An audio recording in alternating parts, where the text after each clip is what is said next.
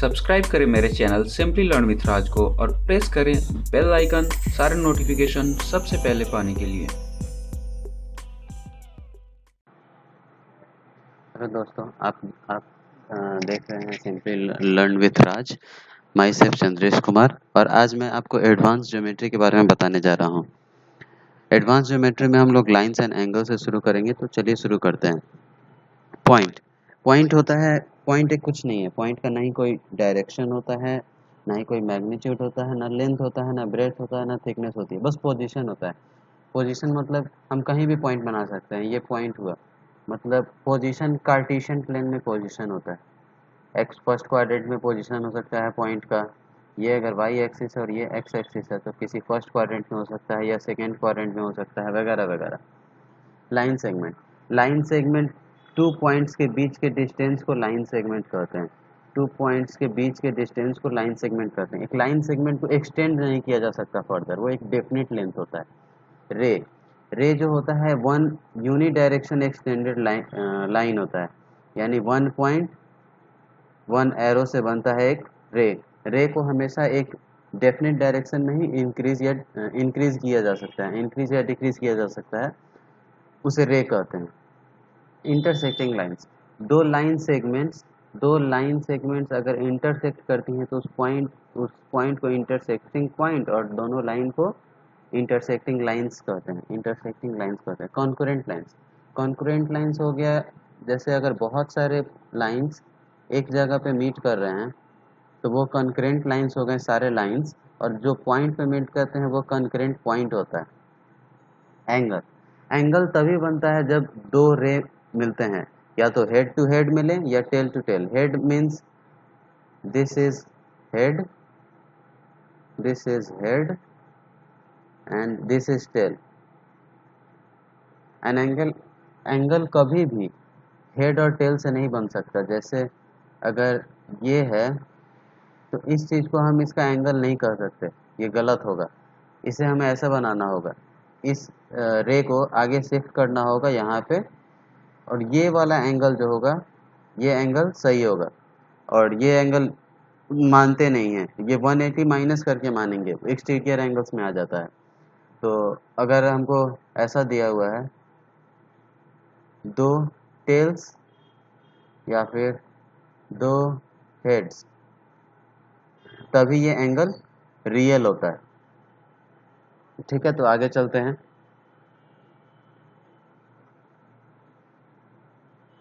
Right angle होता है जब दो रे 90 डिग्री का एंगल बनाते हैं तो उसे राइट एंगल कहते हैं। जैसे यहाँ पे रे ओ ए और ओ बी 90 डिग्री का एंगल बना रहे हैं, यहाँ पे 90 डिग्री का एंगल बना रहे हैं, तो ये राइट एंगल हो गया। एक्यूट एंगल होता है 90 डिग्री से छोटे वाले, यानी कि अगर दो रे कोई भी अगर 90 डिग्री से छोटा, मान लीजिए ये 30 हो गया, या फिर यही रे ये 60 हो गया, ये एंगल्स एक्यूट एंगल्स कहलाते हैं, जिनका मेजरमेंट 90 डिग्री से छोटा होता है। जैसे यहाँ पे दिखा रहा है कि ये मान लीजिए कुछ भी होगा 45 या 60 जो भी। ऑब्ट्यूज एंगल होता है 90 डिग्री से बड़े वाले एंगल्स को ऑब्ट्यूज एंगल कहते हैं। जैसे 120 हो गया, 135 हो गया, 135 हो गया, वगैरह वगैरह। रिफ्लेक्स एंगल हमेशा होता है रिफ्लेक्स एंगल जो होता है हमेशा 180 से बड़ा होता है और 360 से छोटा होता है। जैसे यहाँ पे ये ये वाला हम जानते हैं कि ये 180 से छोटा है, और ये पूरा एंगल होता है 360 होता है। अगर ये पूरा एंगल, तो जाहिर सी बात है ये वाला 180 से बड़ा तो है, क्योंकि 180 कितना होता है, 180 हो गया ये वाला एंगल, 180 हो गया ये वाले एंगल को हम कहेंगे 180, और 360 पूरा होता है, यानी कि ये वाला जो एंगल है ये वाला 180 से बड़ा तो होगा, 180 से बड़ा तो होगा। ये वाला एंगल जो थीटा ले रहे हैं हम लोग, ये 180 से बड़ा तो होगा लेकिन 360 से छोटा होगा। इसे रिफ्लेक्स एंगल कहते हैं। कॉम्प्लीमेंट्री एंगल होता है उनका सम जिनका सम 90 डिग्री हो। जैसे sum of two angles one right angle is called complementary angle, यानी कि अगर angle A O C plus angle C O B this angle and this angle, अगर ये 90 डिग्री के बराबर है, जो कि है, तो ये दोनों कॉम्प्लीमेंट्री एंगल्स हैं, ये दोनों एंगल कॉम्प्लीमेंट्री एंगल्स हैं। और किसी का भी कॉम्प्लीमेंट्री निकालने के लिए कर सकता है, जैसे अगर कहेगा 45 को आप कॉम्प्लीमेंट्री निकालिए, तो 90 माइनस 45 डिग्री इज 45 डिग्री, ठीक है। सप्लीमेंट्री एंगल होता है 180, जैसे कॉम्प्लीमेंट्री एंगल 90 सम होता है, उसमें सप्लीमेंट्री एंगल में 180 सम होता है। यहाँ पे एंगल बी ओ सी यानी this angle and A O सी यानी दिस एंगल, इन दोनों का सम 180 है, तो ये सप्लीमेंट्री एंगल्स हो गए। यानी अगर एक एंगल आपको अगर 150 देता है, तो दूसरा हो जाएगा 180 minus 150, that is 30 degree. Vertically opposite angle, vertically opposite angle होता है, मान लीजिए अगर कोई भी दो इंटरसेक्टिंग लाइंस हैं, कोई भी दो इंटरसेक्टिंग लाइंस हैं, B A B C D, और अगर ये पॉइंट ओ पे मीट कर रही हैं, तो एंगल बी ओ डी और ए ओ सी, ये एक पेयर वर्टिकल अपोजिट एंगल हो गया, और एक ये पेयर वर्टिकल अपोजिट एंगल होता है, और ये दोनों बराबर होते हैं, क्योंकि इंटरसेक्टिंग लाइन से, तो ये दोनों बराबर होते हैं। Vertically opposite angles are always equal, ठीक है। Bisected of an angle, bisected of an angle होता है अगर कोई भी रे दो एक एंगल को बाइसेक्ट कर रहा है इक्वल पार्ट्स में, तो बाइसेक्टेड ऑफ एंगल होगा। बाइसेक्टेड ऑफ एंगल यानी ओ सी हमेशा इस ए ओ सी और सी ओ बी को इक्वल पार्ट्स में डिवाइड करेगा। यानी अगर ये कुछ 60 डिग्री था, तो ये 30 और 30 में डिवाइड हो गया है। और ये जो बाइसेक्टेड ऑफ एंगल है, वो अगर उससे परपेंडिकुलर गिराते हैं, मान लीजिए ये पॉइंट P है, इससे परपेंडिकुलर गिराएंगे PR और PQ, ये दोनों डिस्टेंस जो होते हैं बराबर होते हैं बाइसेक्टर ऑफ एंगल के केस में। बाइसेक्टर ऑफ एन एंगल के केस में ये दोनों बराबर होते हैं, ठीक है। पैरेलल रेज, पैरेलल रेज ये होते हैं जिनके बीच में हमेशा इक्वल डिस्टेंस हो, यानी कि ये डिस्टेंस हमेशा, ये जो डिस्टेंस होगा हमेशा बराबर होगा, कभी ये दोनों मीट, पैरेलल लाइंस कभी मीट नहीं करते। रेलवे ट्रैक्स पैरेलल होते हैं, आप जानते ही हैं। ट्रांसवर्सल पैरेलल लाइंस, किसी भी दो पैरेलल लाइन को कोई अगर लाइन कट करता है, तो उसे ट्रांसवर्सल कहते हैं। This line is called transversal. और ट्रांसवर्सल फिर से 8 एंगल्स बनाता है, 8 एंगल्स बनाता है। और यहाँ पे हम लोग को बहुत सारे रिलेशन देखने को मिलेंगे, अगर मार्क कर लेते हैं 1 2 3 4 5 6 7 8, देन 1 और 3 ये वर्टिकल अपोजिट एंगल हो गए, 2 4 ये भी वर्टिकल अपोजिट एंगल हो गए। सिमिलरली 5 7 और 6 और 8, 3 और 6 का सम जो होता है, एंगल 3 प्लस एंगल 6, इन्हें सप्लीमेंट्री एंगल्स कहते हैं। 180 होता है इनका सम, और अल्टरनेट इंटीरियर एंगल्स भी कहते हैं। सिमिलरली 4 5 को भी अल्टरनेट इंटीरियर या सप्लीमेंट्री कहते हैं। और यहाँ पे 1 angle 1 is equals to angle 5 होता है, ये होता है करस्पॉन्डिंग एंगल्स, इन्हें करस्पॉन्डिंग एंगल्स कहते हैं। और angle 4 is equals to angle 6, इन्हें अल्टरनेट इंटीरियर एंगल कहते हैं, अल्टरनेट इंटीरियर एंगल कहते हैं। इन दोनों को अल्टरनेट इंटीरियर कहते हैं। उसी हिसाब से अगर देखा जाए, तो फिर 2 6 3 7 4 8 ये सब करस्पॉन्डिंग हो गए, 3 5 अल्टरनेट इंटीरियर और 4 6 अल्टरनेट इंटीरियर एंगल्स हुए। चलिए आगे बढ़ते हैं। जैसा मैंने बताया, angles form by 2 parallel line, आप देख सकते हैं अल्टरनेट, करस्पॉन्डिंग और सप्लीमेंट्री। तो चलिए अब शुरू करते हैं। ट्रायंगल 3 साइड से बना होता है, इसमें 3 एंगल्स होते हैं और 3 वर्टिक्स होते हैं। 3 एंगल्स कौन से? ए बी और सी।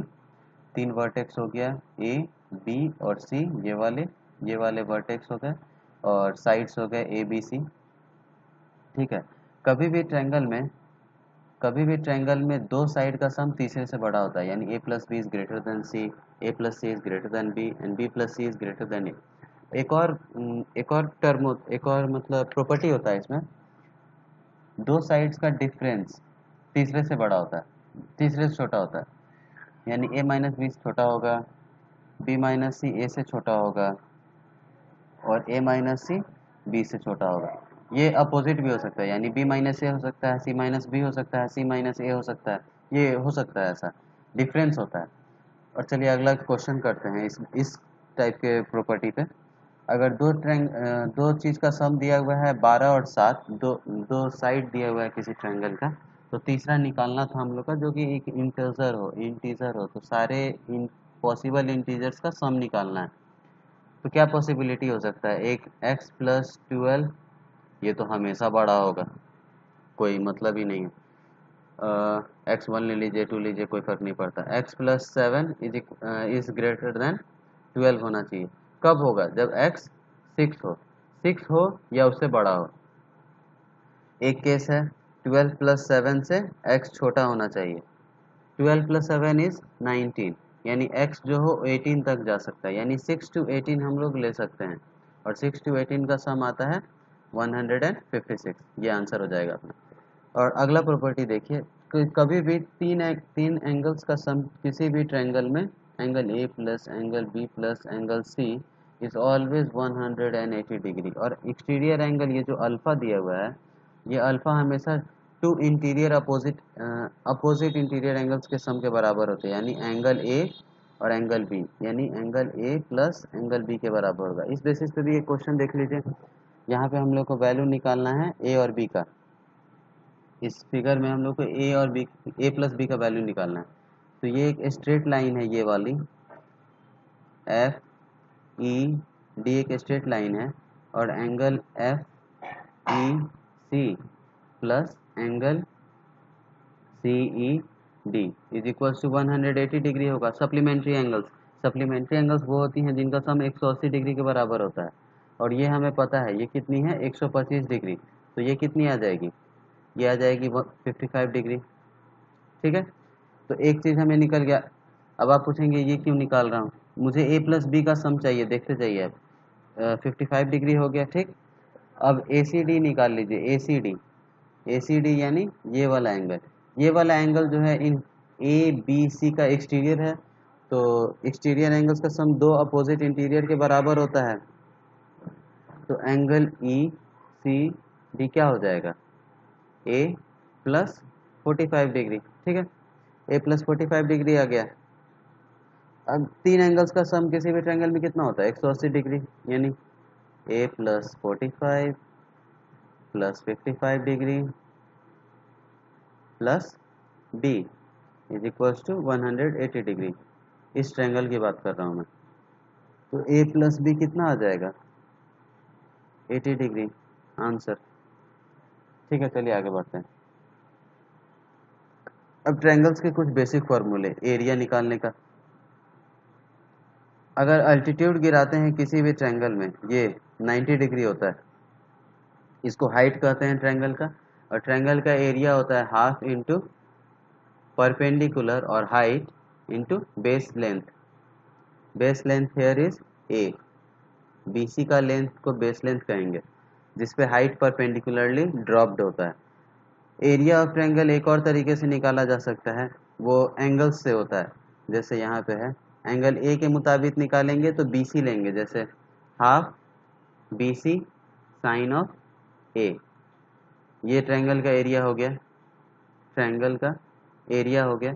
इसी को इसको एक और चीज तरीके से लिख सकते हैं, half A C sine of B.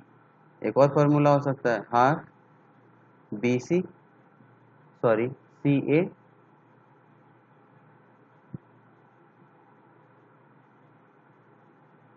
A B sine of C.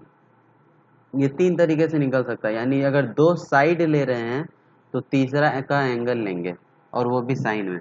ये बहुत आसान है, यहाँ पे लिखा भी हुआ है।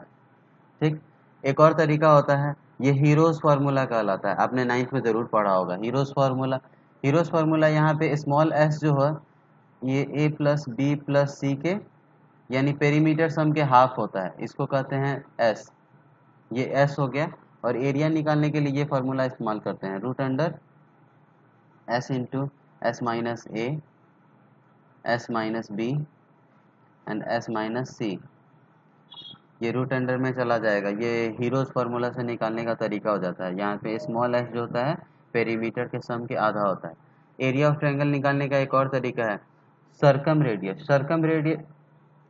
सर्कम रेडियस होता है, अगर हम एक सर्कल बनाते हैं जो तीनों पॉइंट को टच करते हुए गुजरता है, वैसे ये सर्कल तो लग नहीं रहा, लेकिन मान एक सर्कल बनाते हैं, एक एक ट्रायंगल के अंदर एक सर्कल बनाते हैं, तो ये सर्कम सर्कल होता है और इस सर्कल के रेडियस को सर्कम रेडियस कहते हैं। तो सर्कम रेडियस अगर आर है, कैपिटल आर, तो एक और तरीका आ जाता है ट्रायंगल का एरिया निकालने के लिए, तीनों साइड्स का product upon 4 into circumradius, that is R, इस सर्कल का रेडियस। एक इन रेडियस भी होता है, इन रेडियस होता है इन सर्कल का रेडियस। ट्रायंगल के तीनों साइड को टच करते हुए जो सर्कल जाती है उसे इन सर्कल कहते हैं, और इस रेडियस को स्मॉल आर से लिखते हैं, इसे इन रेडियस कहते हैं। और इन रेडियस से निकालने का तरीका होता है स्मॉल आर इंटू एस, और इस एस का वैल्यू क्या लिखा था हमने, पेरीमीटर का सम अपॉन 2। ठीक है, तो इन सब फॉर्मूलेस को आप याद कर सकते हैं। एरिया निकालने के बहुत सारे फॉर्मूले हैं यहाँ पे। और रूल देख लीजिए, साइन रूल। ट्रायंगल में एक साइन रूल होता है। साइन रूल हो गया जैसे साइन ए अपॉन ए, यानी जिस साइड के एंगल का साइन अपॉन उसकी length, sine A upon A, इसे साइन रूल कहते हैं। Sine of B upon B और sine of C upon C, ये साइन रूल हो गया। कोसाइन रूल हम बहुत आसानी से याद कर सकते हैं। जैसे मान लीजिए अगर कॉस ए है तो जो अलग होगा वो कॉस ए का ही कुछ होगा, ए का साइड होगा वो अलग होगा, यानी बी स्क्वायर प्लस सी स्क्वायर, नीचे 2bc लिख दीजिए और यहाँ पे ए स्क्वायर लिख दीजिए। सिमिलरली कॉस बी, तो ए और सी, नीचे भी ए सी, याद करने में आसानी हो जाती है। और माइनस में हमेशा जो जिसका एंगल होगा कॉस में वही होगा माइनस बी स्क्वायर में। तो ये आसान है, बहुत तरीका अच्छा है याद करने का, आप याद कर सकते हैं। और यहाँ पे इस फिगर में आप देख सकते हैं सेम फार्मूले ऊपर जो हमने पढ़ा था, हाफ बी सी साइन ए, सेम फार्मूला को थोड़ा एडवांस लेवल पे लेकर चला गया है। जैसे मान लीजिए यहाँ पे एक बीच में लाइन काट देते हैं, डी पे इंटरसेक्ट कर रहा है और प्रोपोर्शन है एक्स और वाई प्रोपोर्शन में इसको काट रहा है ए बी साइड को, और यहाँ ए सी साइड को एल और एम प्रोपोर्शन में काट रहा है, तो यहाँ पे आप देखिए फिर से वही काम कर रहा है। ए डी का क्या लिखिएगा area, X L sine of A, जिसका एंगल लेंगे उसके अपोजिट साइड को छोड़ के इन दोनों का प्रोडक्ट। ठीक है, और ए बी सी का क्या हो जाएगा, बहुत आसान है, half of L plus M, इन दोनों का सम, यानी ये वाला साइड इसके साइड को छोड़ के इन दोनों का सम का product X plus Y, sign है। तो कोई बड़ी चीज़ नहीं है, आसान सा चीज़ है। तो इस तरह के भी क्वेश्चन पूछे जा सकते हैं। और यहाँ पे आप एक क्वेश्चन देख सकते हैं, जैसा हमने ऊपर अभी जस्ट पढ़ा था, जो एडवांस लेवल में कह रहा था, उसी पे एक क्वेश्चन आ गया। अब यहाँ पे डी ई एफ, अब इन तीन साइड्स को 4 1 3 1 1 1 में डिवाइड कर रहा है। अब यहाँ पे पूछ दिया डी ई एफ, यानी जो इंटरनल ट्रायंगल है डी ई एफ, ये कितने प्रोपोर्शन है पूरे होल ट्रायंगल का। तो अगर मान लीजिए 4 हिस्सों में अगर डिवाइड हो रहा है, इन तीनों का प्रोपोर्शन अगर गायब कर देते हैं तो इसका प्रोपोर्शन आ जाएगा। अब इन तीनों का प्रोपोर्शन निकालने के लिए क्या करेंगे, 3 1, इसका एरिया मल्टीप्लाई, यहाँ पे 3 1, सेम फार्मूला लगा रहा है, ऊपर वाला जो ये फार्मूला था L X upon X plus Y L upon M, same formula से ये 3 अपॉन 20 आ जाएगा ऊपर वाले का, ए डी वाले का, उसके बाद बी डी एफ का आ जाएगा 1 अपॉन 8 और 2 अपॉन 5। अब इन तीनों का हिस्सेदारी मेन अगर पार्ट में से घटा देते हैं तो किसका हिस्सेदारी आ जाएगा, डी ई एफ का, और हमको वही चाहिए था। तो ऐसे ऐसे क्वेश्चन आसानी से बन सकते हैं उस तरीके से। अब आगे चलिए, medians of triangle. Median of triangle किसी भी किसी भी चीज़ का मीडियन जो होता है, मीडियन ऑफ ट्रायंगल जो होता है किसी भी अपोजिट साइड्स को इक्वल पार्ट में डिवाइड करता है। ए एफ, ये ए एफ मीडियन जो है बी सी साइड को इक्वल पार्ट्स में डिवाइड कर रहा है, यानी कि यहाँ पे B F is equals to F C होगा और A D is equals to D C होगा और A E is equals to B E होगा। तो मीडियन हमेशा अपोजिट साइड को इक्वल पार्ट में डिवाइड करता है। मीडियन एक और काम करता है, इक्वल एरियाज में भी डिवाइड करता है, यानी कि ए बी एफ का और ए एफ सी का, इन इस ट्रायंगल का, इस वाले ट्रायंगल का और इस वाले ट्रायंगल का एरिया बराबर होगा। सिमिलरली आप समझ रहे हैं, जो जो मीडियन जिस हाफ में डिवाइड करेगा उन साइड का ट्रायंगल का एरिया बराबर हो जाएगा।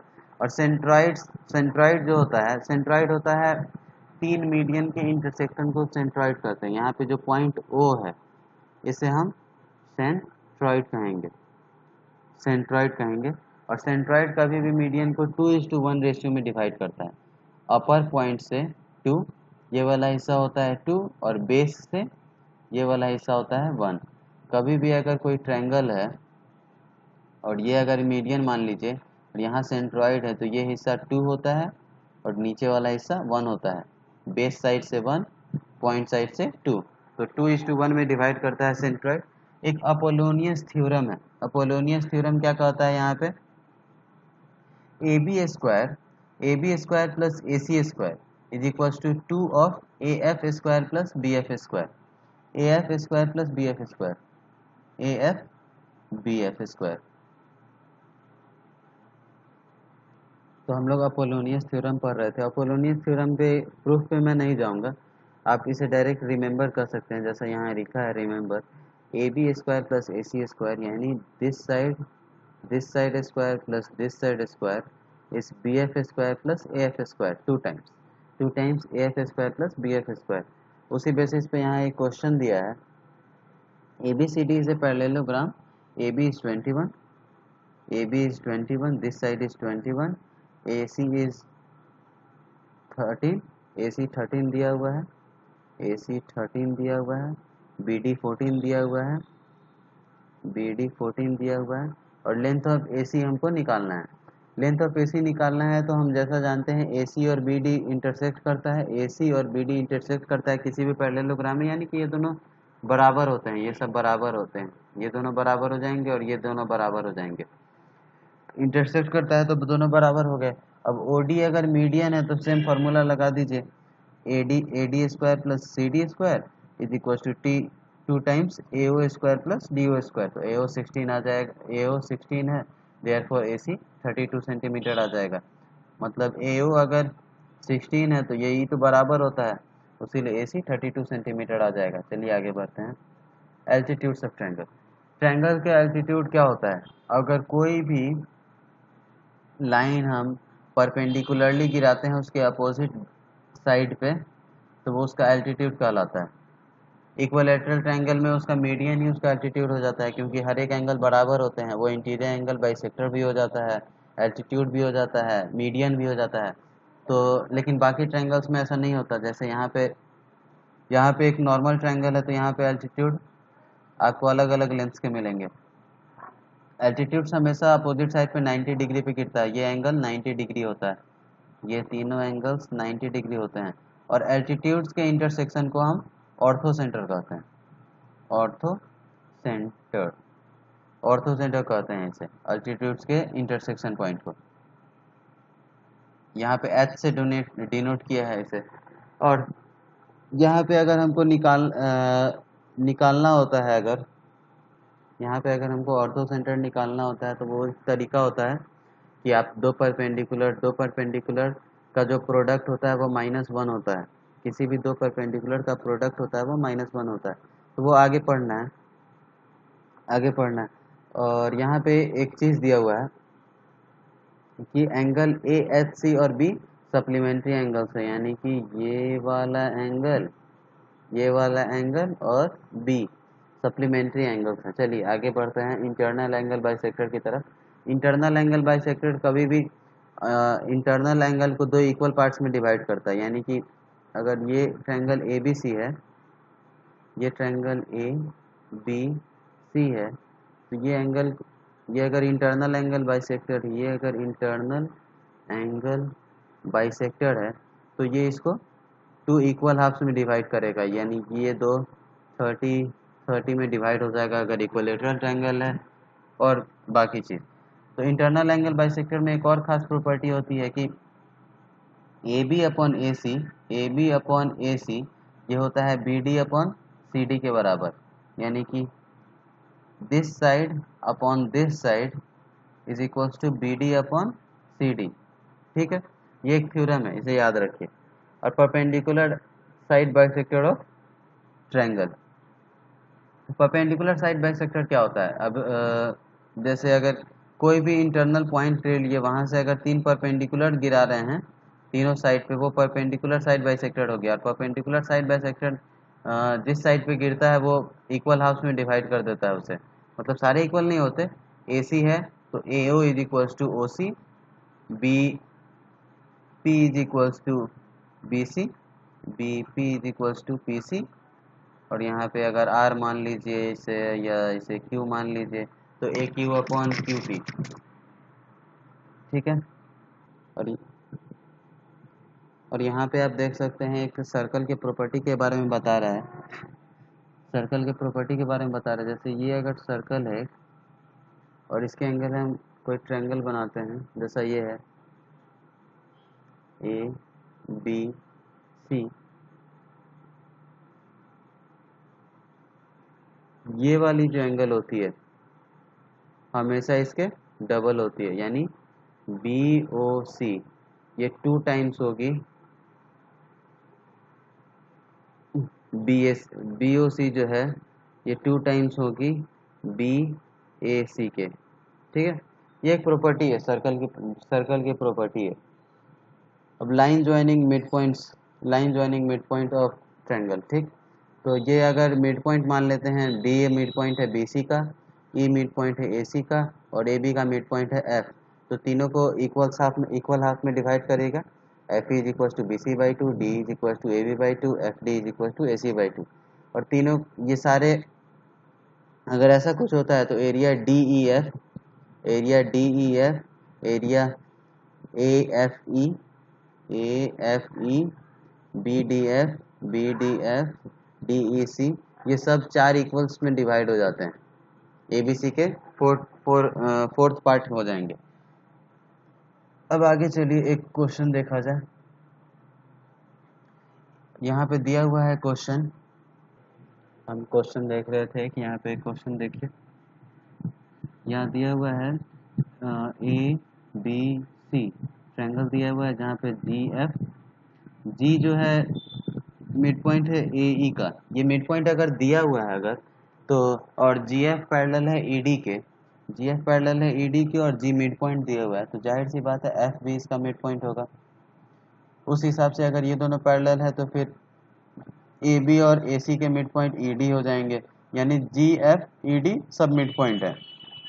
तो ए ई, ए डी, ए बी और ए सी इन सब के मिड पॉइंट हो गए, तो फिर G F E D, E D, E D और बी डी ये मीडियंस ऑफ हो गए कितने ट्रायंगल के, A E F, A E F triangle के मीडियंस हो गए, और ए ई डी ट्रायंगल के, ए ई डी ट्रायंगल का मीडियन हो गया, ए डी बी ट्रायंगल का मीडियन हो गया, और ए बी सी ट्रायंगल का मीडियन हो गया।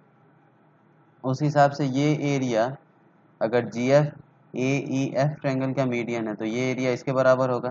ठीक है, और ये भी इसको बाइसेक्ट कर रहा है 2 भाग में, तो ये इसके बराबर हो जाएगा, तो फिर ए डबल हो गया इसके 2a ई डी एफ का एरिया, वैसे ही ये डबल होता चला जा रहा है, तो फिर इसका एरिया कितना आ जा रहा है टोटल 12a, और इस वाले का जिसका पूछा गया था उसका कितना था a, तो इन दोनों का रेशियो कितना आ जा रहा है 1/12 का, जो हमसे क्वेश्चन में पूछा गया था कि ट्रायंगल ई एफ जी और बी सी डी ई का रेशियो पूछने के लिए, वो 1/12 आ जाएगा। ये सिंपल था मीडियन का इस्तेमाल करके, बस मीडियन देखना था कि कहाँ कहाँ है, और उन दोनों एरिया को इक्वल पार्ट्स में डिवाइड कर देना था। अब चले ये टाइप्स ऑफ ट्रायंगल पे। फोर टाइप्स ऑफ ट्रायंगल होते हैं scalene triangle.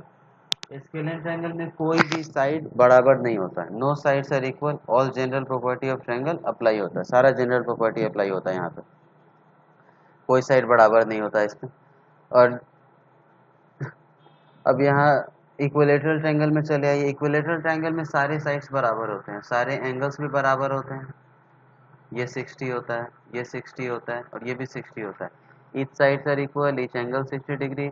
Length of altitude is A, ये वाला ए, इसे अगर डी मान लेते हैं तो ए डी की जो लेंथ होती है ये होती है √3/2 इंटू ए। ये हाइट भी कह सकते हैं, इसको हाइट भी कह सकते हैं और लेंथ ऑफ एल्टीट्यूड भी कह सकते हैं। और एरिया होता है इक्विलेटरल ट्रायंगल का √3/4 इंटू ए स्क्वायर। इन रेडियस हो जाता है a/2√3। अगर अंदर सर्कल बनता है उसके रेडियस को इन रेडियस करते हैं, सर्कम रेडियस करते हैं। अगर बाहर सर्कल बनता है उसे सर्कम रेडियस करते हैं। ठीक है। अब आइसोसेलेस ट्रायंगल में दो एंगल्स इक्वल होते हैं और दो साइड इक्वल होते हैं। ये तीसरा एंगल इक्वल नहीं होता, तीसरा साइड इक्वल नहीं होता, सिर्फ अपोजिट साइड्स इक्वल होते हैं। राइट एंगल ट्रायंगल में एक एंगल जो होता है 90 डिग्री होता है। यहाँ पे पाइथागोरस थ्योरम फॉलो होता है, यहाँ पे पाइथागोरस थ्योरम फॉलो होता है। अगर ये हाइपोटेनस है, ये परपेंडिकुलर है और ये बेस है, then hypotenuse square is equal to perpendicular square is equal plus base square. ये पाइथागोरस थ्योरम है।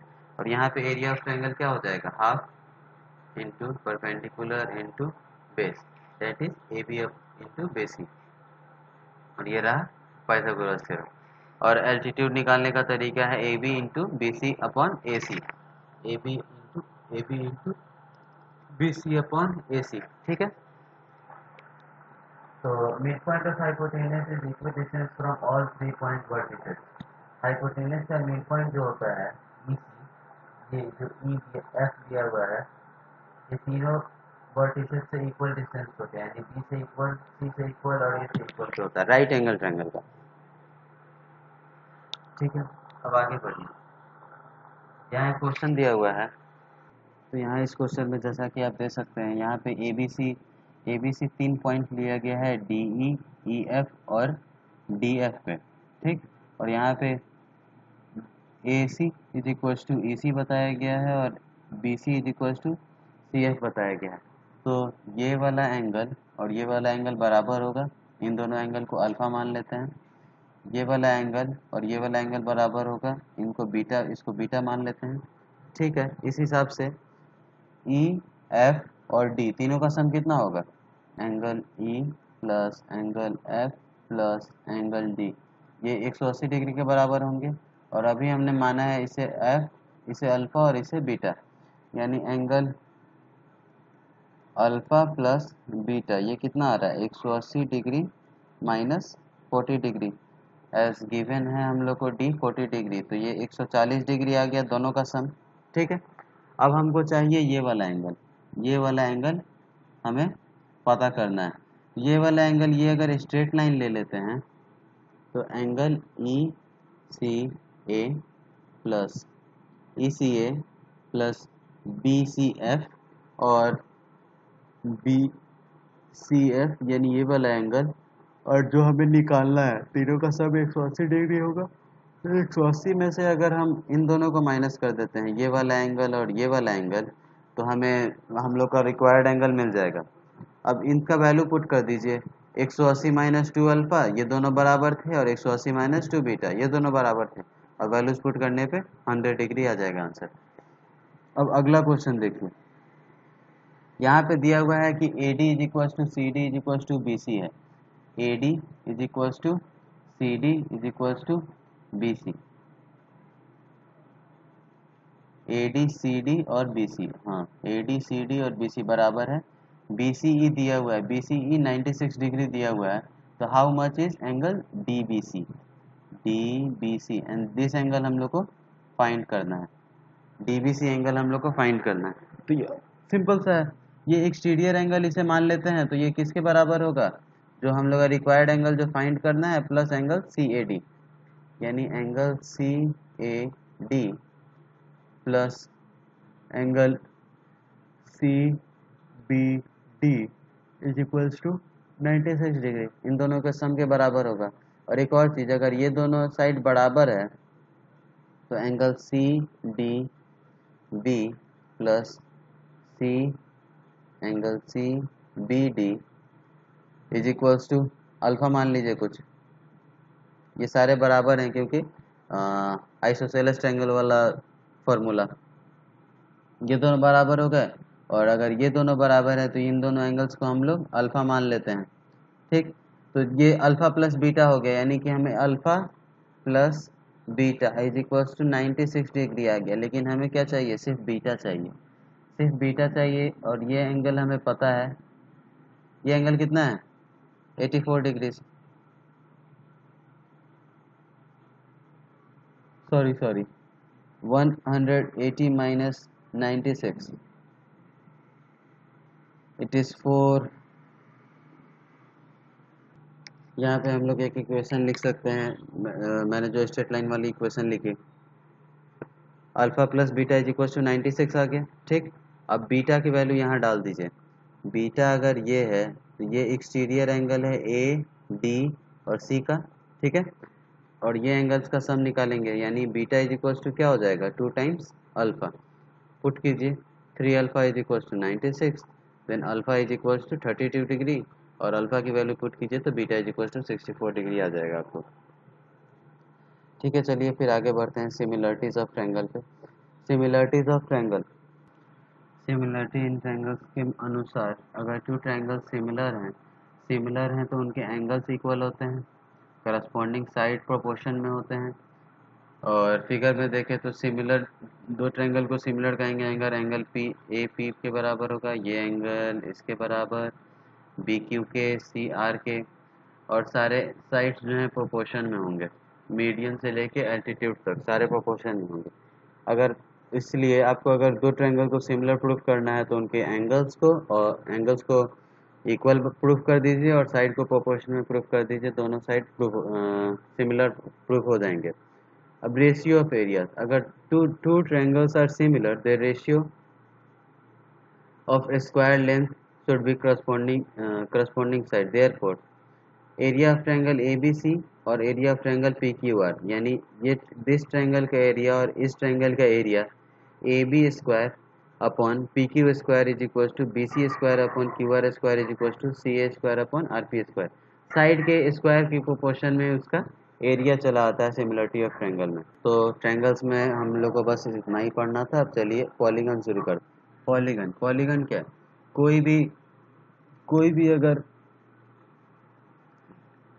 रेगुलर पॉलीगन होता है कि जैसे मान लीजिए एन साइड्स का पॉलीगन, अभी हम लोग ट्रायंगल पढ़ रहे थे वो भी एक पॉलीगन ही है, 3 साइड्स का पॉलीगन। अगर वो रेगुलर होता तो जैसे यहाँ पे क्या लिख रहा है, each side of regular polygon subtends N equal angle of theta is equal to 360 upon N.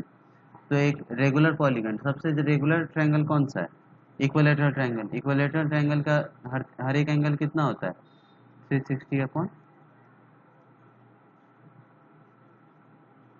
3। ऐसा नहीं होता, ये नहीं होता, मतलब अगर वो ऐसा कर रहा है, अगर ऐसे कटता है तो ये वाली जो आती है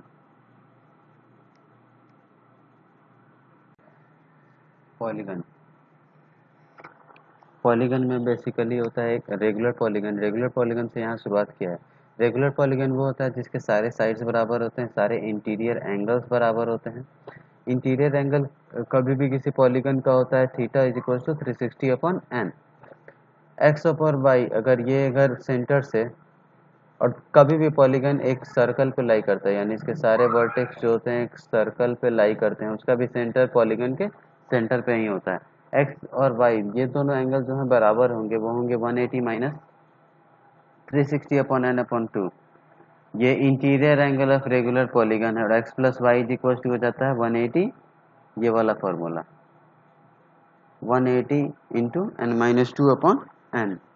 sum of all angles of regular polygon क्या हो जाता है एन इंटू, अगर एक एंगल पता चल गया तो एन एंगल्स होते हैं, उसमें एन से मल्टीप्लाई कर दीजिए, जितने साइड्स का होगा उतना ही वैल्यू होता है एन का। अगर 3 साइड्स का है तो वैल्यू 3 होगा, n इज इक्वल टू 3 होगा, 4 साइड का है तो n इज इक्वल टू 4 होगा।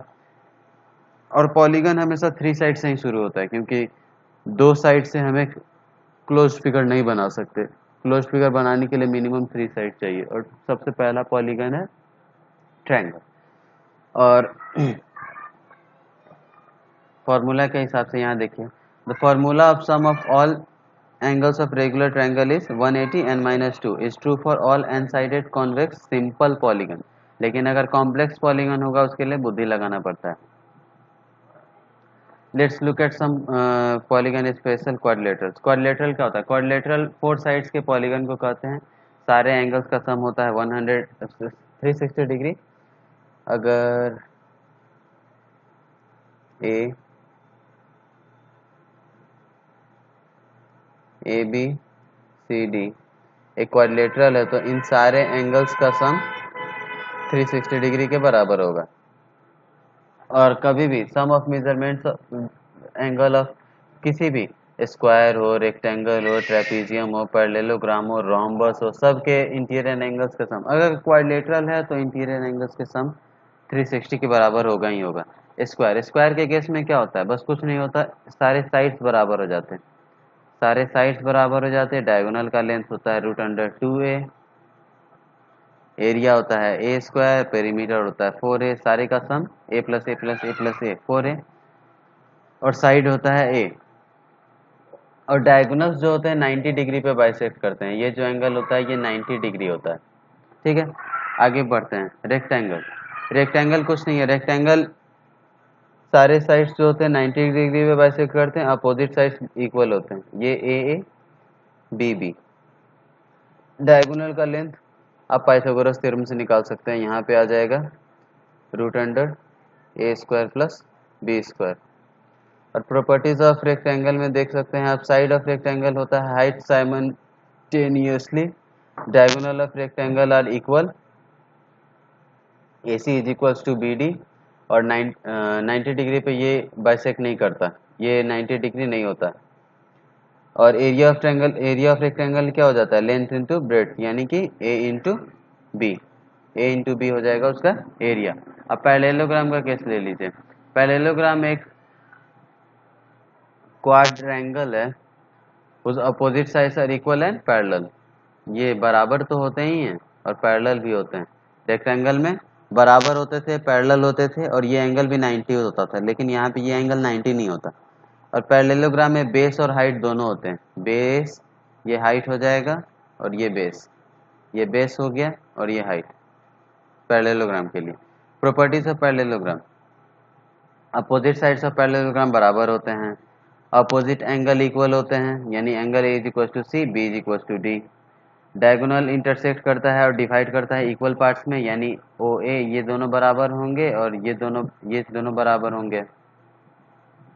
और sum of square of diagonal is equal to sum of 4 side, यानी AC square plus BD square is चारों साइड के स्क्वायर के सम के बराबर, यानी AB square plus BC square plus CD square plus AD square. ठीक है। Rhombus, rhombus एक तरह से पैरेललोग्राम, जैसे रेक्टेंगल हो गया अगर पैरेललोग्राम, तो रोम्बस हो गया स्क्वायर। रोम्बस में सारे साइड बराबर होते हैं और अपोजिट साइड पैरेलल होते हैं। यहाँ पे भी डायगोनल जो होता है 90 डिग्री पे बाइसेक्ट करता है, इक्वल पार्ट में डिवाइड करता है एक दूसरे को।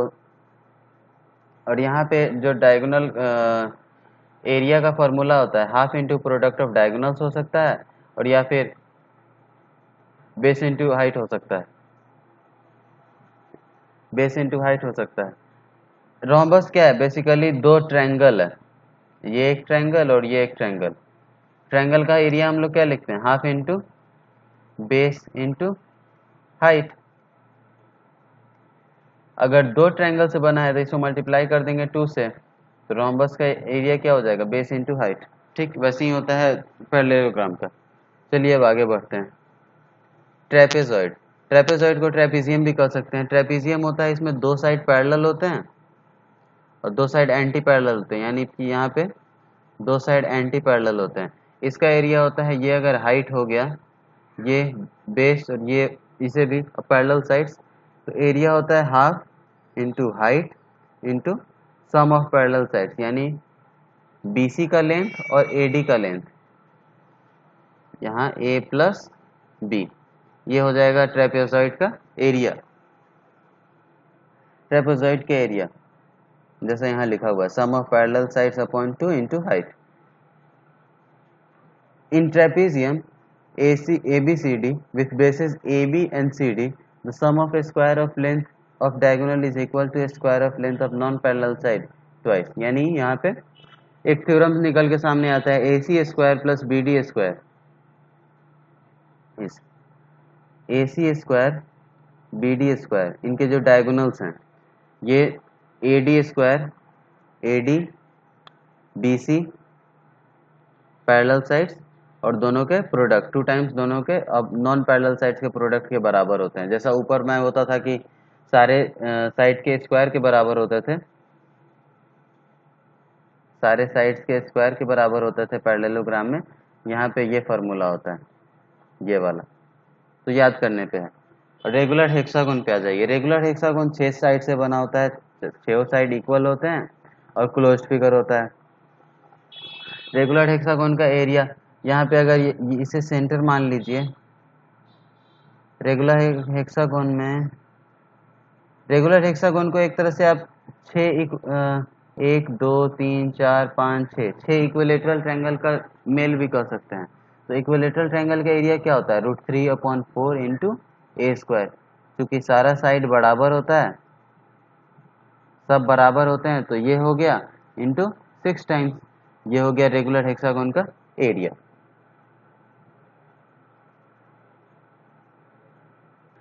चलिए अब शुरू करते हैं सर्कल।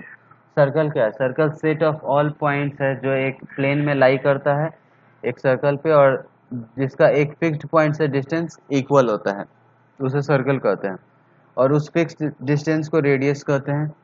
यहाँ पे आपको आर्क दिया हुआ है, आर्क कुछ नहीं होता है, आर्क अगर एक लाइन पार देते हैं जो सर्कल को बाइसेक्ट कर रहा है 2 पॉइंट्स पे, तो ये आर्क हो जाएगा। स्मॉलर पार्ट को माइनर आर्क कहते हैं और मेजर पार्ट को मेजर जो पार्ट हो जाएगा उसको मेजर आर्क कहेंगे। डायमीटर, लॉन्गेस्ट कॉर्ड जो पॉसिबल होता है किसी भी सर्कल में, जो सेंटर से पास करता है उसे डायमीटर कहते हैं।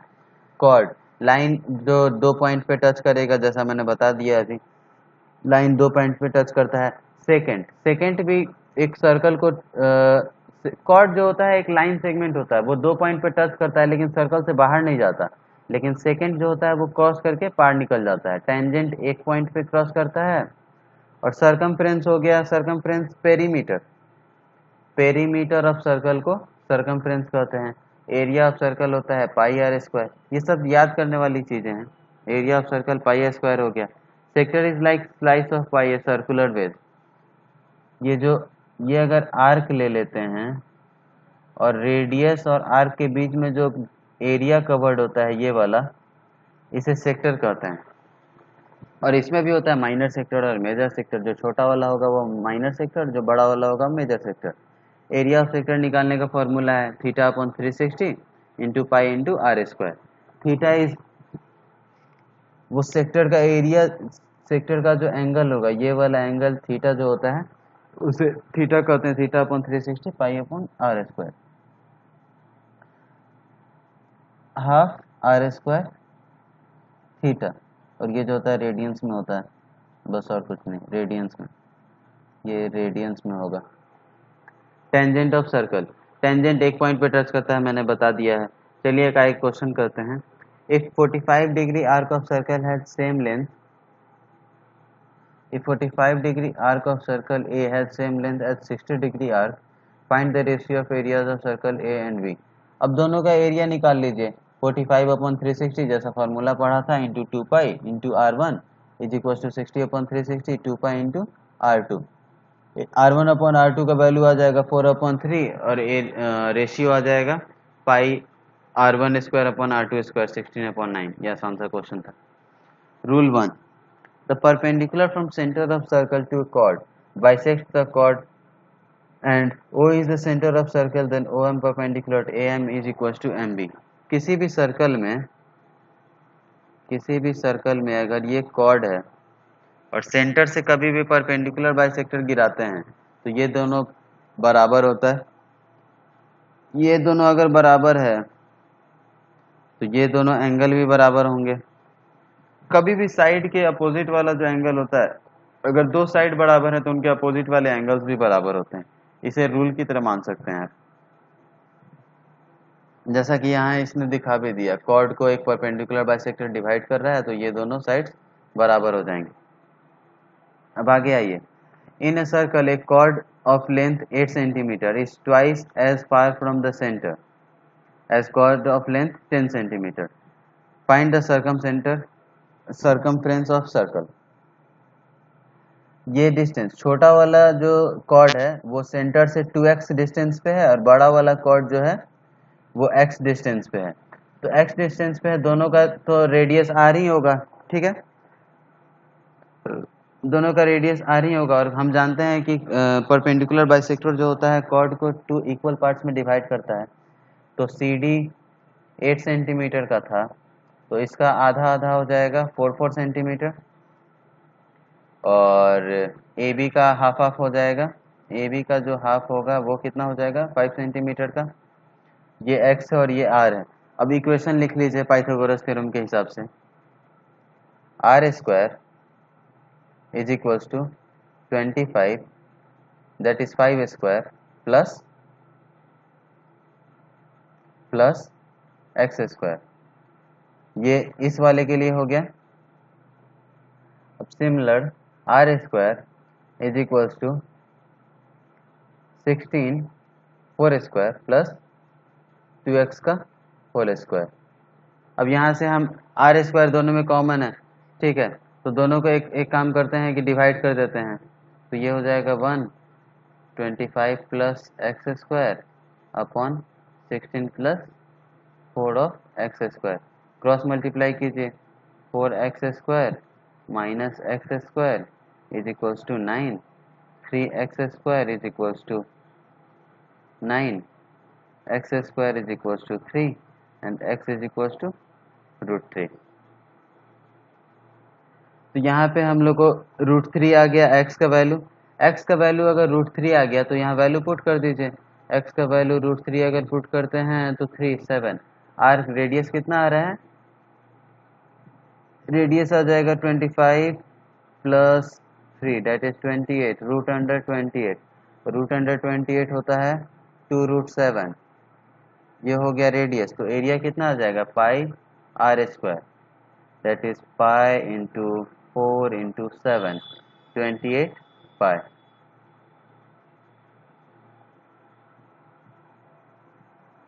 सॉरी हाँ सही है, पाई आर स्क्वायर। सरकमफ्रेंस एरिया आ जाएगा और सरकमफ्रेंस होता है 2 पाई आर, यानी डेट इज 4 पाई √7 आंसर। ये सरकमफ्रेंस आ गया। इस क्वेश्चन को रहने देते हैं, आगे बढ़िए। चलिए आगे कुछ रूल देख लेते हैं। In a circle equal chord subtends equal angle at centre. अगर कोई भी सर्कल दिया हुआ है, अगर कोई भी सर्कल दिया हुआ है इक्वल कॉर्ड, ये अगर x सेंटीमीटर का कॉर्ड है और ये भी x सेंटीमीटर का कॉर्ड है तो सेंटर पे हमेशा इक्वल एंगल सब्सटेंड करेगा। ये एंगल और ये एंगल दोनों बराबर होंगे, ठीक है। Rule number 2, arc substance and angle arc मतलब डबल होता है। मान लीजिए अगर ये आर्क जितना एंगल सब्सटेंड कर रहा है उसको अगर एक्सटेंड करते हैं, वो यहाँ अगर टच करेगा तो ये बी एंगल, ये ए एंगल जो होगा 2 टाइम्स बी एंगल होगा। ये भी एक फॉर्मूला है। सेम आर्क में अगर दो बनाते हैं, सेम आर्क में अगर दो एंगल बनाते हैं तो दोनों एंगल बराबर होते हैं। जैसे ये एक कॉमन आर्क है, इसके लिए भी और इसके लिए भी, तो ये दोनों एंगल बराबर होंगे। और angle inscribed in a semi circle is right angle. यहाँ पे कभी भी एक सेमी सर्कल के अंदर कोई भी ट्रायंगल बना लीजिए, ये राइट एंगल ही होता है हमेशा। Inscribed angle semi circle is right angle, क्योंकि डायमीटर हो जाएगा और सबसे बड़ा हो रहा है, उसीलिए वो राइट एंगल होता है। If a straight line drawn right angle to diameter circle from its extremity to tangent the circle, conversely the straight line is tangent to circle, the radius drawn to point of contact is perpendicular to tangent. कभी भी अगर tangent पे अगर radius से point गिराते हैं, जैसे ये अगर सर्कल है, इस पे कोई टेंजेंट है, यहाँ से अगर गिराएंगे, ये अगर 90 डिग्री होता है, रूल है। If two tangent are drawn to circle from an exterior point, then length of two tangent of segment are equal. The line joining exterior point to circle bisects the angle between tangent. अगर ये एक circle है, इस point से अगर दो tangent गिराते हैं तो इन दोनों टेंजेंट्स का लेंथ बराबर होता है, और सेंटर से ये जो पॉइंट होगा, ये दोनों एंगल इंटरनल एंगल बाइसेक्टर का काम करेगा इस एंगल के। इस वाले एंगल को दो इक्वल एंगल्स में डिवाइड करता है। एक और प्रॉपर्टी बताना था आपको सेकेंड का। जैसे सेकेंड का एक प्रॉपर्टी होता है, मान लीजिए ये सर्कल है, ये टेंजेंट हो गया, ये सेकेंड हो गया, पी ए सी। एक और ले लीजिए, ये पी बी ले लीजिए, ये क्यू आर ले लीजिए। तो यहाँ पे एक नियम होता है, P B square is equals to होता है P A into P C. Similarly P B square is equals to क्या हो जाएगा, P Q into Q R. ये पी आर एक सेकेंड है और पी सी एक सेकेंड है। सेकेंड वो होता है जो दो पॉइंट पे कट करके बाहर निकलता है, जैसे ये टेंजेंट हो गया और ये सेकेंड हो गया। एक और अगला रूल देखिए, एंगल जो सब्सटेंड किया जाता है, मान लीजिए ये टेंजेंट हुआ जो पॉइंट ए पे टच कर रहा है सर्कल को, ये किसी कॉर्ड ए बी से एंगल बना रहा है थीटा। तो ये एंगल जो होता है उसके सेगमेंट, आर्क वाले सेगमेंट के एंगल के बराबर होता है। अगर ये ए बी आर्क का एंगल हो गया ये थीटा, तो ये दोनों angle theta is equal to theta बराबर होते हैं। और सॉलिड शुरू करने से पहले एक सर्कल का आखिरी मैं प्रॉपर्टी बताना चाहूँगा। मान लीजिए अगर दो सर्कल इंटरसेक्ट कर रहे हैं, बड़ा बनाता हूँ थोड़ा, दो सर्कल अगर इंटरसेक्ट कर रहे हैं तो इन दोनों के इंटरसेक्टिंग पॉइंट से जो कॉर्ड गुजरता है उसे कॉमन कॉर्ड कहते हैं। इस लाइन को कॉमन कॉर्ड कहते हैं, और इन दोनों के सेंटर से गुजरने वाली लाइन कॉमन कॉर्ड को इक्वल हिस्सों में बांट देती है, ये दोनों हिस्सा बराबर होता है। चलिए अब हम शुरू करेंगे सॉलिड्स। सॉलिड क्या है, जैसा मैं कह रहा था, सॉलिड क्या है? सॉलिड वो होता है जिसके पास वॉल्यूम हो। मास तो होता है, एरिया भी होता है, वॉल्यूम होता है, मतलब हाइट होना चाहिए। जैसे ये एक प्लेन हो गया, इसके पास सिर्फ लेंथ और विड्थ है लेकिन हाइट नहीं है। अगर इसके पास हाइट होता तो ये सॉलिड हो जाएगा और इसके पास एक वॉल्यूम भी आ जाएगा। जैसे यहाँ पे एक क्यूब बनाया है मैंने। तो पैरेललोपाइप क्या होता है? पैरेललोपाइप की शुरुआत करते हैं। सॉलिड में बेसिकली फेस होता है, एजेस होते हैं। जैसे ये वाला, ये जो है, ये एक फेस हो गया किसी एक सॉलिड का, इसे हम एज कहते हैं, और इस पॉइंट को हम वर्टाइस कहते हैं। ठीक। पैरेललोपाइप होता है solid bounded by three pairs of parallel faces. ये और ये एक पैरेलल फेस हो गया, नीचे वाला, ऊपर वाला, ये और सामने वाला, ये वाला और इधर वाला। ये पैरेललोपाइप का प्रॉपर्टी है। Each six faces of parallelepiped has parallelogram. सारे जो फेसेस होते हैं वो पैरेललोग्राम होते हैं। अपोजिट फेस कॉन्ग्रुएंट होते हैं, मतलब इक्वल होते हैं। Four diagonals of parallelepiped are concurrent and bisect each other. जाहिर सी बात है, जो अपोजिट पॉइंट से वहाँ पे डायगोनल जाएगा वो सब एक ही पॉइंट पे बाइसेक्ट करेंगे और वो कॉन्करेंट लाइंस होते हैं। क्यूबॉइड होता है, उसके जो एजेस होते हैं वो 90 डिग्री पे होते हैं। ये और ये वाला हिस्सा, ये सब 90 डिग्री पे होते हैं। क्यूबाइड में लेंथ होता है, ब्रेड्थ होता है, हाइट होता है। जैसे ये लेंथ हो गया, ये लेंथ हो गया, ये डेप्थ हो गया और ये हाइट हो गया, ठीक है। और लेंथ फेस डायगोनल निकालने का तरीका है, जैसे अगर बी एफ, ये बी एफ निकालना है तो ये हाइट डी, डेप्थ और हाइट का स्क्वायर निकालेंगे। सिमिलर है, पाइथागोरस थ्योरम लगाते चलना है। उसके बाद मेन जो डायगोनल का फॉर्मूला होता है वो होता है root under length square plus breadth square plus height square. और total surface area of cuboid का फॉर्मूला होता है 2 into length into breadth, breadth into height plus height into length. और वॉल्यूम ऑफ क्यूबाइड होता है LBH, length into breadth into height. और radius of sphere circumscribing a cuboid. Diagonal, diagonal मतलब कोई भी सर्कल, कोई भी सर्कल अगर किसी क्यूबॉइड को अपने अंदर लेगा, अगर किसी भी सर्कल के अंदर कोई क्यूबॉइड बनाते हैं तो उसका मैक्सिमम रेडियस क्या हो सकता है? वो रेडियस होता है डायगोनल के हाफ, यानी कि root under L square plus B square plus H square upon 2, ठीक है।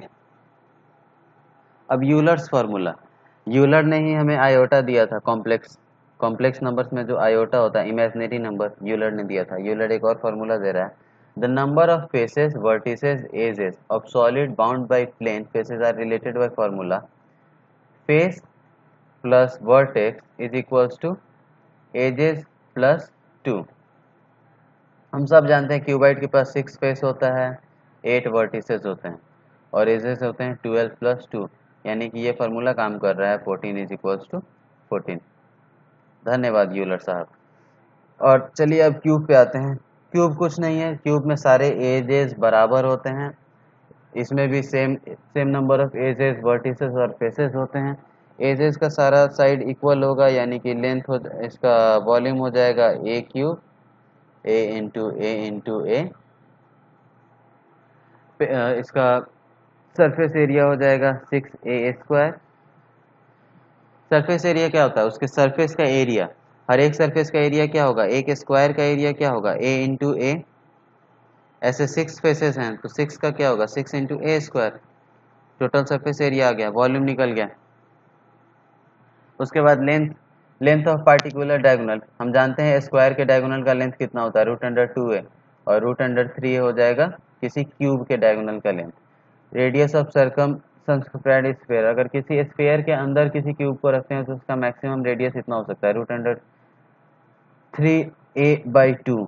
और इंस्क्राइब्ड स्फीयर का रेडियस होता है, अगर अंदर सर्कल बनाते हैं तो उसका रेडियस हो सकता है a/2।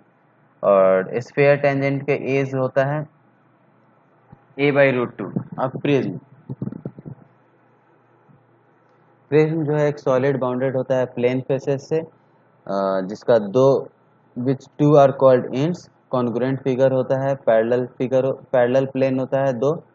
और प्रिज्म जो होता है वो क्यूबॉइड भी हो सकता है, ट्रायंगुलर भी हो सकता है, या किसी और पॉलीगन का भी हो सकता है, जैसे पेंटागन और हेक्सागन।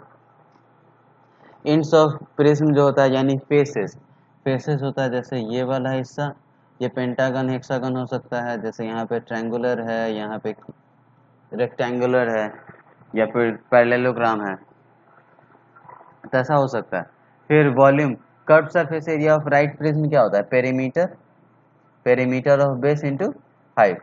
और टोटल सरफेस एरिया ऑफ क्या होता है? Perimeter of base into height plus 2 into area of base. और volume of right angle prism होता है area of base into height. Base का एरिया निकाल दीजिए और वो कितने हाइट तक उठा हुआ है उसको निकाल लीजिए, आपको वो पता चल जाएगा, उसका वॉल्यूम पता चल जाएगा। अब चलिए राइट सर्कुलर सिलेंडर पे। सिलेंडर होता है दो सर्कुलर फेसेस जिनके बीच में कुछ दूरी हो, हाइट हो गया, टू सर्कुलर फेसेस, इसे सिलेंडर कहते हैं। Right circular cylinder, right circular cylinder वो right circular cylinder is a right prism, base is circle. जैसे प्रिज्म क्या होता है? मतलब प्रिज्म में कोई भी बेस हो सकता है, ट्रायंगुलर, रेक्टेंगुलर, पेंटागन, हेक्सागन, लेकिन राइट सर्कुलर सिलेंडर में सर्कल बेस होता है। ये एक ऐसा प्रिज्म है जिसका बेस सर्कल होता है।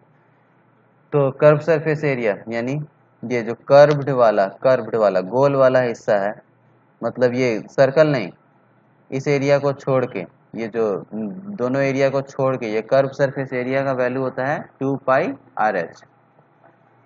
टोटल सरफेस एरिया होता है 2 पाई आर एच की curve surface area plus pi R square. ठीक, उसके बाद volume of cylinder, total volume कितना हो जाएगा pi R square H. Pyramid, pyramid pyramid कुछ नहीं है, पिरामिड एक सॉलिड प्लेन फिगर है जो चार ट्रायंगल और एक स्क्वायर से बनता है। चार ट्रायंगल और एक स्क्वायर से बनता है। बेस में एक स्क्वायर होगा, स्क्वायर रेक्टेंगल और ट्रायंगल्स। ऊपर वाले पॉइंट को एपेक्स कहते हैं, नीचे वाले फेस को बेस कहते हैं, और एपेक्स से परपेंडिकुलर गिरता है उसको हाइट कहते हैं, हाइट कहते हैं। टोटल नंबर ऑफ वर्टेक्स होता है n+1, n+1। Curve surface area perimeter upon 2 into slant height. Perimeter हो गया ये, और स्लैंट हाइट, ये स्लैंट हाइट जो टेढ़ा वाला हाइट होता है इसे स्लैंट हाइट कहते हैं, स्लैंट हाइट। और total surface area of pyramid क्या हो जाएगा, perimeter into 2 into slant height, और एरिया का बेस का एरिया। वॉल्यूम ऑफ क्या हो जाएगा pyramid, base area, volume of pyramid हो गया बेस एरिया इंटू हाइट। ये सारे फॉर्मूले याद कर लीजिए, कभी परेशानी नहीं होगी। Tetrahedron, tetrahedron is a pyramid which has 4 congruent equilateral triangle। जैसे पिरामिड में क्या होता है, किसी भी टाइप का ट्रायंगल हो सकता है, लेकिन टेट्राहेड्रॉन एक पार्टिकुलर है इक्विलेटरल ट्रायंगल्स के लिए। और स्क्यू एजेस होते हैं, कभी भी किसी प्रिज्म में स्क्यू एजेस होते हैं। स्क्यू एजेस मतलब हो गया वो एजेस जो कभी नहीं मिलते, मतलब एक दूसरे से कभी मीटिंग नहीं होती उनकी, उन एजेस को स्क्यू एजेस कहते हैं। टोटल नंबर ऑफ वर्टेक्स होता है टेट्राहेड्रॉन में 4। The 4 lines which join the vertex of tetrahedron to centroid of opposite faces meet at a point divides in ratio 3:1। 3:1 ratio में डिवाइड करता है। जैसे सेंट्रॉइड AH अपॉन AF, याद होगा आपको ट्रायंगल में सेंट्रॉइड 2:1 में डिवाइड करता था किसी भी मीडियन को, उसी तरह टेट्राहेड्रॉन में 3:1 में डिवाइड करता है। कर्व सरफेस एरिया, यानी कि ये सारे ट्रायंगल्स का ट्रायंगल वाले एरिया कितने हो जाते हैं, ये हो जाता है 3 इंटू 3√3 अपॉन 4 इंटू ए स्क्वायर। टोटल सरफेस एरिया हो जाएगा 3 इंटू ए स्क्वायर √3 a², और हाइट होता है √6a अपॉन 3, और वॉल्यूम ऑफ टेट्राहेड्रॉन होता है √2a³ upon 12। Right circular cone, ये सारे फॉर्मूले याद कीजिए, इनका कोई उपाय नहीं है। आप याद कर सकते हैं तो याद कर लीजिए, बेस्ट तरीका है, याद कर लीजिए। Right circular cone, right circular cone होता है एक सिलेंडर है, पॉइंटेड सिलेंडर, बेस सर्कल। अगर आप गांव के रहने वाले हैं तो आपने बेड़ी देखी होगी, कोन जैसी होती है जिसमें अनाज रखते हैं लोग। राइट सर्कुलर कोन एक पिरामिड है जिसका एक बेस सर्कल होता है। स्लैंट हाइट, स्लैंट हाइट हो गया ये, पाइथागोरस थ्योरम से आप इसे निकाल सकते हैं। ये स्लैंट हाइट क्या हो जाएगा, L = √h² plus r²। Slant height हमने पिरामिड में भी पढ़ा था। कर्व सरफेस एरिया होता है पाई आर इंटू ये L, ये मतलब ये कर्व वाले सरफेस का एरिया। टोटल सरफेस एरिया हो जाएगा कर्व वाले का एरिया प्लस बेस का एरिया, और वॉल्यूम ऑफ कोन होता है πr² अपॉन 3। इसे भी आप फिर से याद कर सकते हैं। Frustum of cone, frustum of cone मेरे हिसाब से सबसे आसान चीज बाल्टी। फ्रस्टम ऑफ कोन एक बाल्टी ही तो है, एक बाल्टी है फ्रस्टम ऑफ कोन।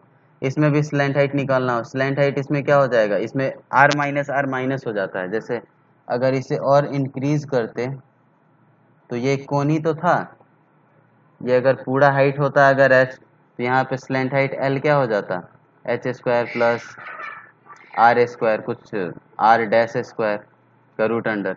लेकिन यहाँ पे वैसा नहीं है, यहाँ पे एक स्मॉल r है, तो यहाँ स्लैंट हाइट हो जाता है √h² plus capital R minus small r। ठीक है, उसके बाद curve surface area of frustum pi फिर से वहीं कोन में से माइनस करना पड़ता है, यहाँ प्लस करना होगा, मतलब कोन में डायरेक्ट ले सकते हैं, इसमें यहाँ प्लस करना पड़ता है, दोनों का लेना पड़ता है कर्व सरफेस के लिए। उसके बाद टोटल एरिया के लिए फिर दोनों का बेस का पाई आर स्क्वायर कर देंगे। जैसे ये कर्व सरफेस एरिया हो गया plus pi into R square, ऊपर वाले बेस का ऊपर वाले फ्रंट टॉप का area plus pi capital R square base का एरिया। ठीक है, वॉल्यूम ऑफ फ्रस्टम हो जाएगा pi H R square into R upon root 3। आप फिर इसे याद कर सकते हैं, ये थोड़े बड़े बड़े फॉर्मूले हैं, 2-3 बार आप लिख। सबसे बेस्ट तरीका याद करने का, आप याद कीजिए, क्वेश्चन लगाइए और लिखते चलिए। जब भी क्वेश्चन बनाइए तब उसे एक बार लिख दीजिए, आपको तुरंत याद हो जाएगा वो चीज़। अब अपने एडवांस ज्योमेट्री का आखिरी टॉपिक पढ़ने जा रहे हैं हम लोग, स्फेयर। स्फेयर क्या है? स्फेयर एक बॉल है, 3D बॉल, 3D बॉल कह सकते हैं। इसमें भी रेडियस होता है और सरफेस एरिया ऑफ स्फीयर यानी बाहरी आउटर सरफेस एरिया, इसमें तो पूरा कर्व ही सरफेस होता है, तो 4 पाई आर स्क्वायर के बराबर होता है। और वॉल्यूम ऑफ स्फीयर होता है 4/3 पाई आर क्यूब के बराबर। तो इसे भी आप याद कर लीजिए। और स्फेरिकल सेल मतलब दो तरह के स्फीयर होते हैं, एक होता है सॉलिड और एक होता है हॉलो। हॉलो होता है अंदर से खोखला, प्लास्टिक बॉल ले लीजिए या फिर कॉस्को बॉल भी हॉलो ही होते हैं। और शॉर्ट पुट ले लीजिए, वो स्टील बॉल, वो सॉलिड होती है अंदर से, सॉलिड स्फेयर हो गई। तो स्फेरिकल सेल हो गया, जैसे इनर हॉलो जो होता है वो इनर और आउटर रेडियस में हो जाता है। जैसे यहाँ पे देखिए आप, इनर और आउटर रेडियस में हो गया। अंदर वाला खोखला है, वॉल्यूम क्या होगा? बस ये जो डार्क पोर्शन है उसी का। तो अंदर वाले स्फीयर का वॉल्यूम कितना होगा? 4/3 pi into small R cube. और बाहर वाले स्फीयर का वॉल्यूम क्या होगा? 4/3 pi into capital R cube. और हमको सिर्फ इस डार्क हिस्से का चाहिए, दोनों को सब्ट्रैक्ट कर दीजिए, आ जाएगा। तो स्फेरिकल सेल का भी वॉल्यूम पता चल गया।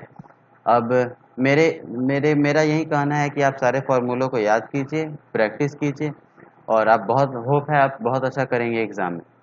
धन्यवाद। और जैसा आपको मैंने वीडियो बड़ी मेहनत से बनाई है, अगर आपको अच्छा लगा तो लाइक कीजिए, सब्सक्राइब कीजिए मेरे चैनल को और मोटिवेट कीजिए हमें और ज़्यादा से ज़्यादा वीडियो बनाने के लिए। धन्यवाद।